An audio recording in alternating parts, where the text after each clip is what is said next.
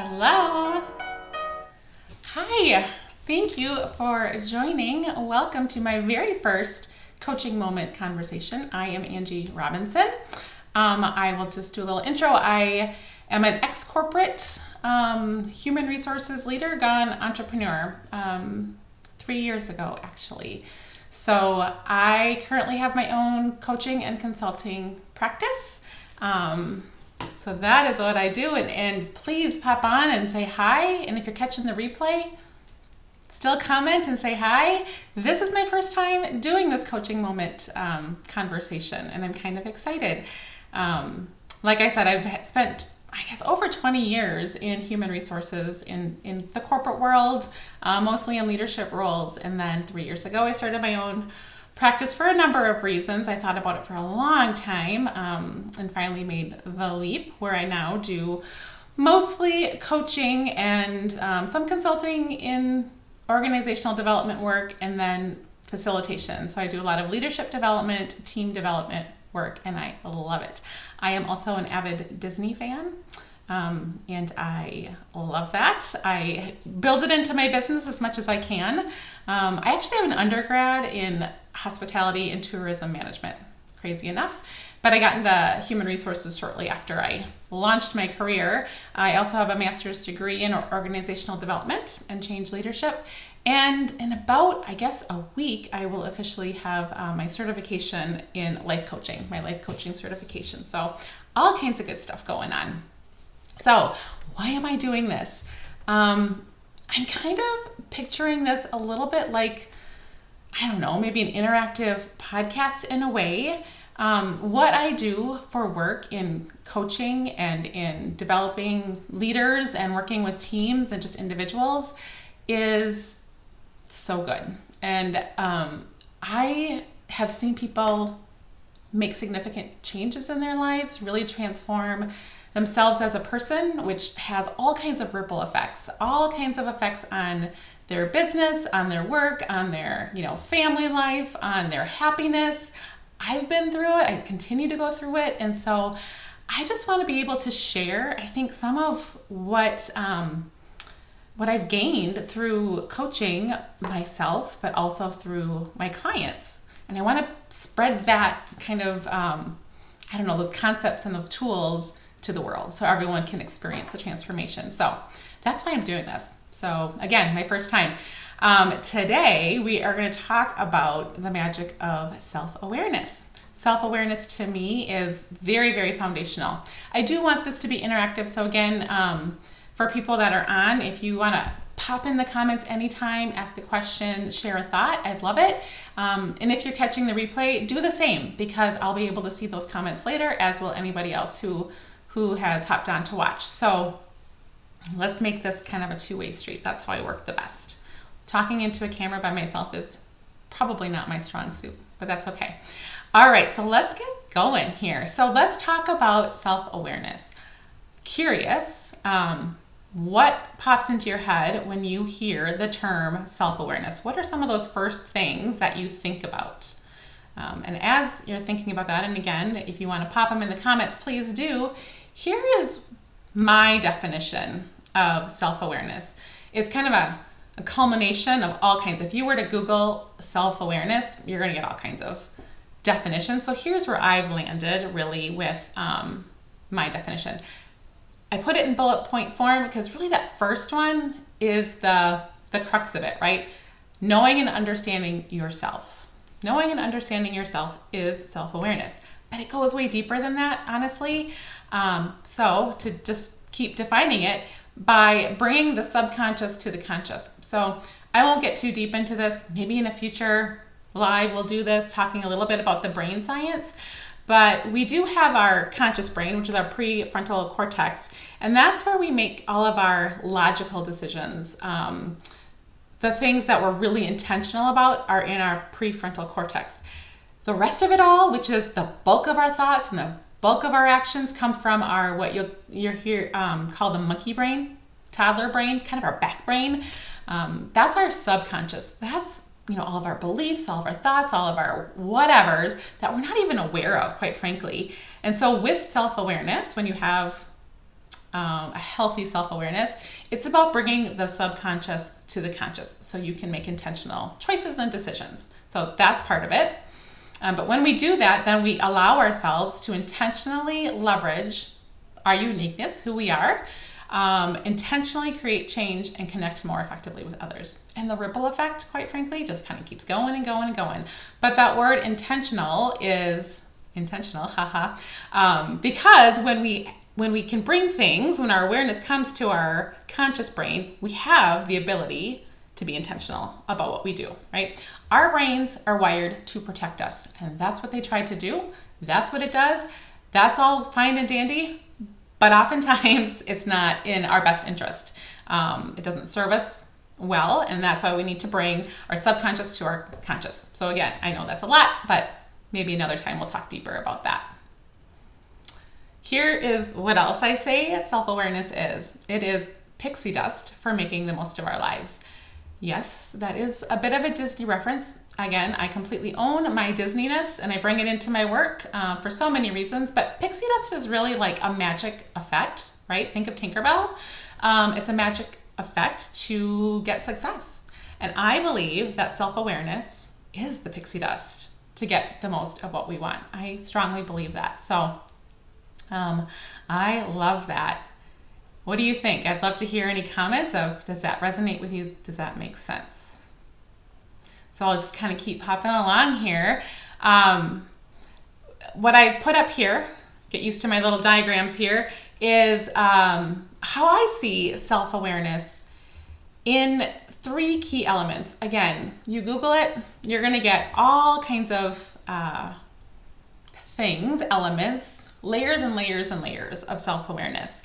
I've kind of compiled most of it into 3 elements here, 3 areas.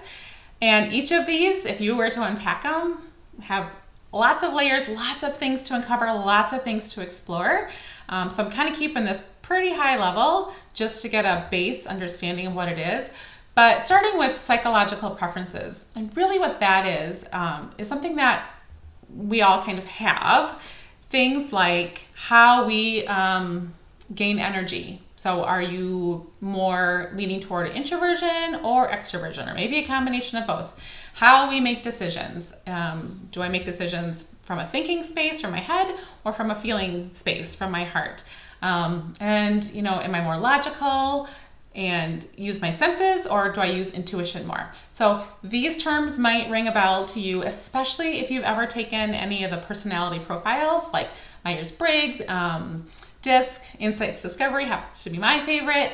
They're all based on these psychological preferences by the work of Dr. Carl Jung, who is a Swiss psychologist. So lots to unpack there, but that is one of the elements of self-awareness. Another is our inherent strengths and our weaknesses and our passions. I don't like the word weaknesses. I'm using it anyway. I don't know. I just sometimes feel like it has a less than positive connotation, but you know what I'm talking about, right? So we all have inherent strengths, things that we are born with, things that come natural to us, things that are our weaknesses that we're just maybe not inherently great at, which is okay too, and then things that we love.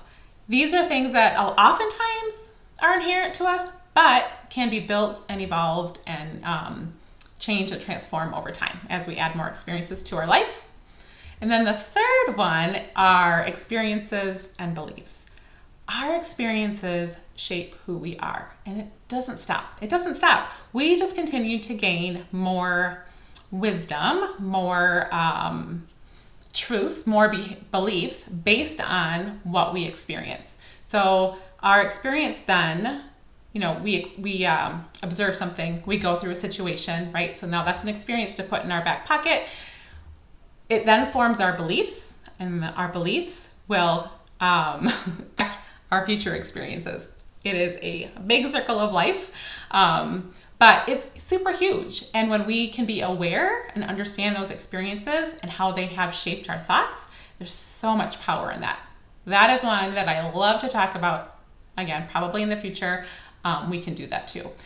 These elements of self-awareness, like I've already said, are very foundational, and it's in any of the work I do, whether it's individual coaching, it's teamwork, it's with organizations overall.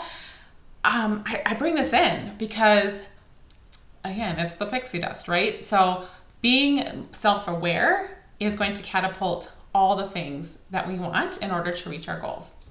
I strongly believe that. So why is it important? Why do you think, when I ask the question, what does it all matter? Why is self-awareness important?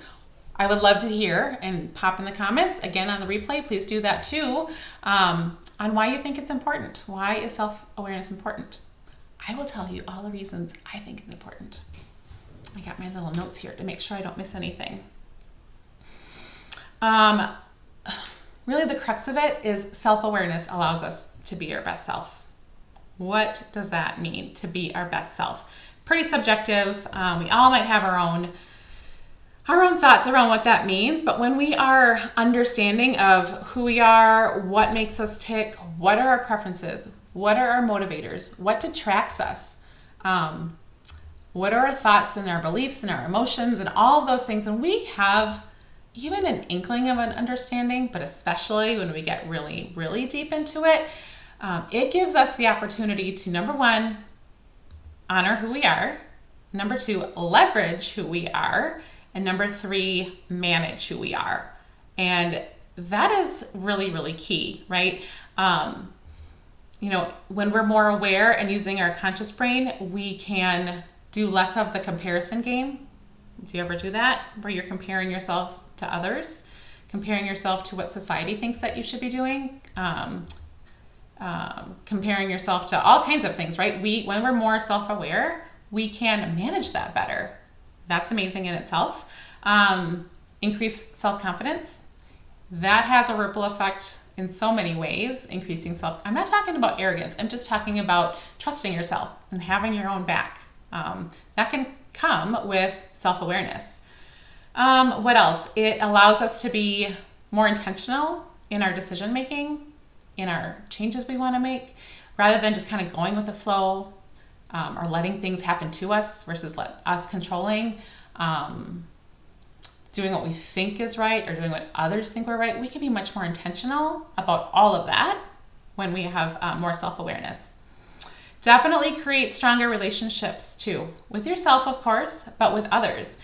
And so when I talk to people, again, I do work with leaders and teams a lot, but this is a human thing. So this is super, super powerful in leadership for sure, in teams for sure, but in any situation in life, right? That when we are more connected with ourselves, just naturally, we can be more connected to others and our relationships can be stronger. We can gain better compassion and empathy skills based on that. When we understand us, we start to understand others too that maybe aren't like us or have different perceptions of things. And that in itself, again, is super powerful. All of this leads to increased productivity and catapults us to reaching our goals. So, it's interesting because there's so many different things that I might coach on or different goals that we have, right? And there's always a solution or steps to reach those things. So you want a different job, right? So you brush up your resume, you polish up your interview skills, you apply for jobs. Like these are all very tactical things that absolutely can get you to that new job. But you throw some self-awareness in there about, again, honoring who you are, leveraging who you are, being super aware of your blind spots and owning those too. That is what's going to get you to the next job that's meaningful and sustainable, to really know what the heck you even want, right? What are some other goals that are common? You want a promotion at work. You work really hard. You want to be a better leader.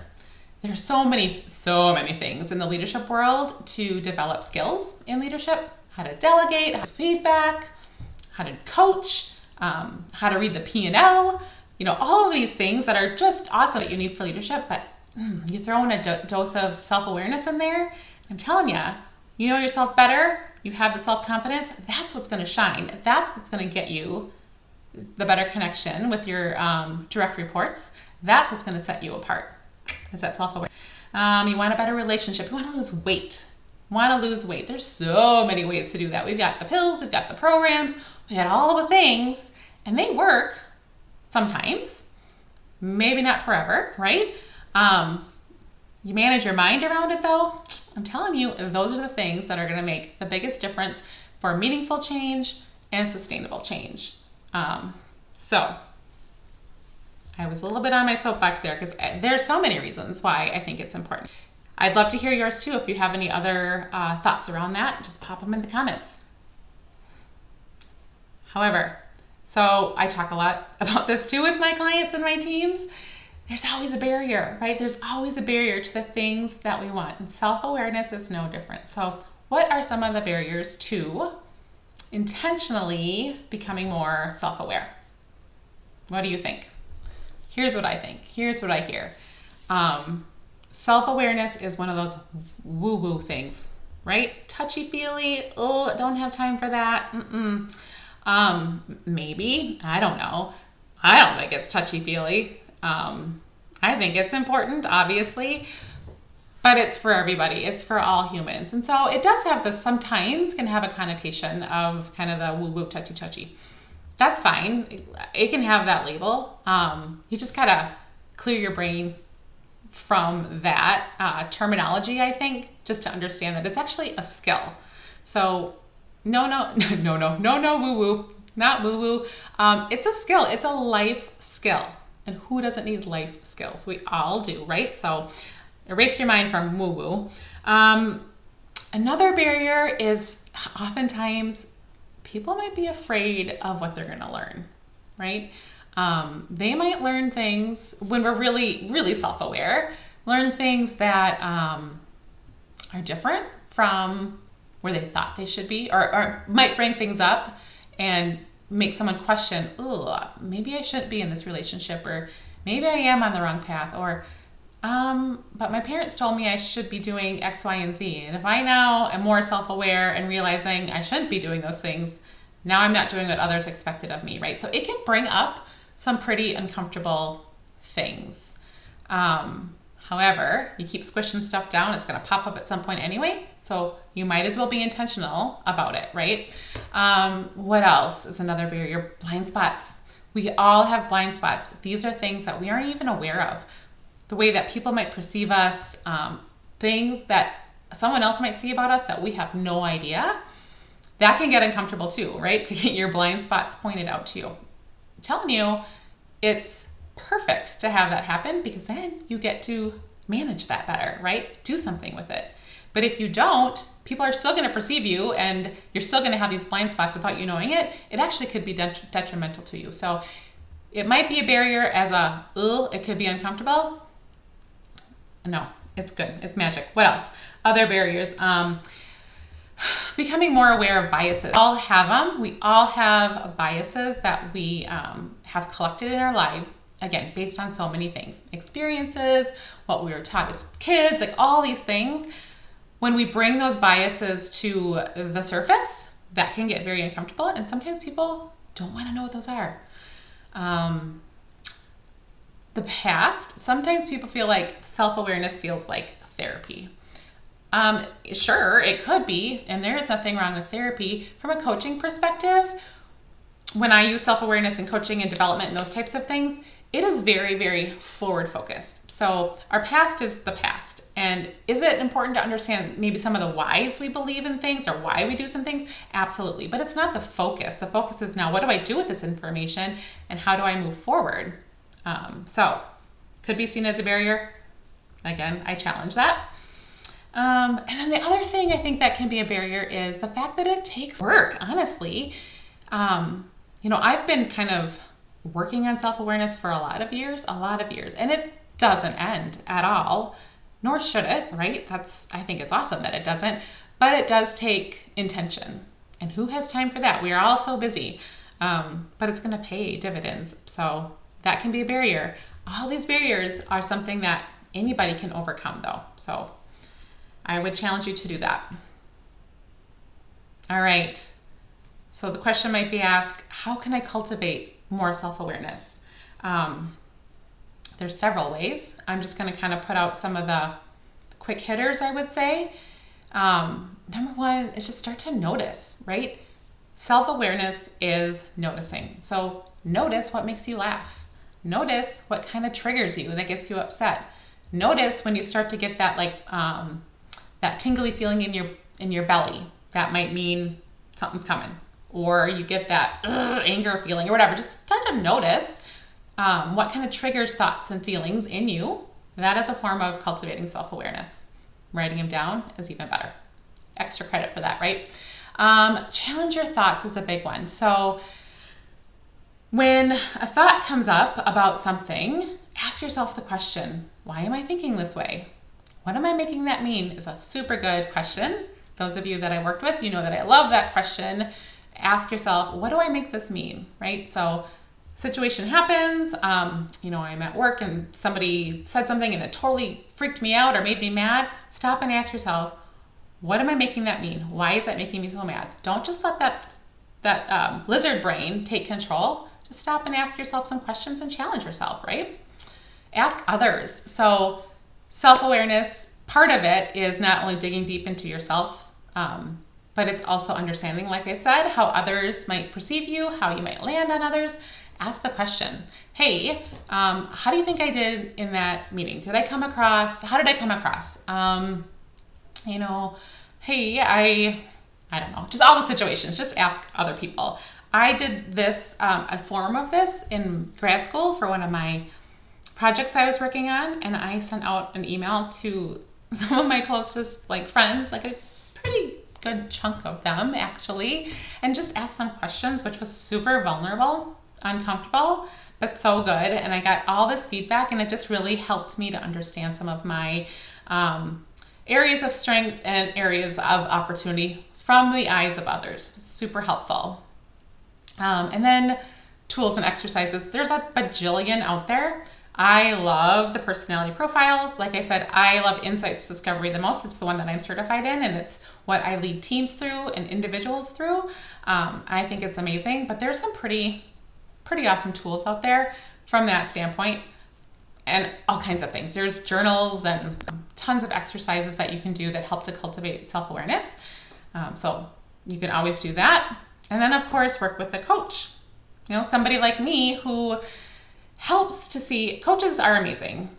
I don't mean that indulgently. I just mean coaches are amazing, right? I work with them too, both inside of work and life coaching outside of work. What a coach can do is, number one, not be your best friend. Number two, remain super objective, and then help you see your brain from the outside. It's really hard for us to be in our own heads. We're in our own emotions, we're in our own thoughts. To have somebody else from the outside observe that and then challenge you is amazing. So working with a coach is a great way to cultivate self-awareness for sure. Okay, well, that is what I have. I think that's what I have. Yeah, that is what I have for this first coaching moment conversation. Hopefully you got something out of it. Here's the deal. You may have kind of heard of, nope, this way. Oh my gosh, I have to get used to the change and think. There you go. Your comfort zone, right? Here you are in your comfort zone. Everything outside of it, that's where the magic happens. So getting uncomfortable, let me rephrase that. Getting comfortable with the uncomfortable is where the magic happens. And sometimes self-awareness in itself, the way I'm describing it, can get uncomfortable, but it is where the magic will happen. So that is it. So if you want to connect, reach out to me either here, follow me on Instagram. You can go to my website at angie-robinson.com. I've got a blog on there. There's a couple of free resources. I have a free downloadable that is 10 impactful coaching questions for yourself and for others. I have a Jumpstart Your Guide, or Jumpstart Your Change Guide on there as well. And if you subscribe to my newsletter, you will get an email at least once a week. I don't send a ton out, but once a week, where I do a Monday Magic Message, where I take a Disney quote and I talk about it a little bit and how it applies to life in general. And so you can have that land right in your inbox on Mondays if you sign up for my newsletter.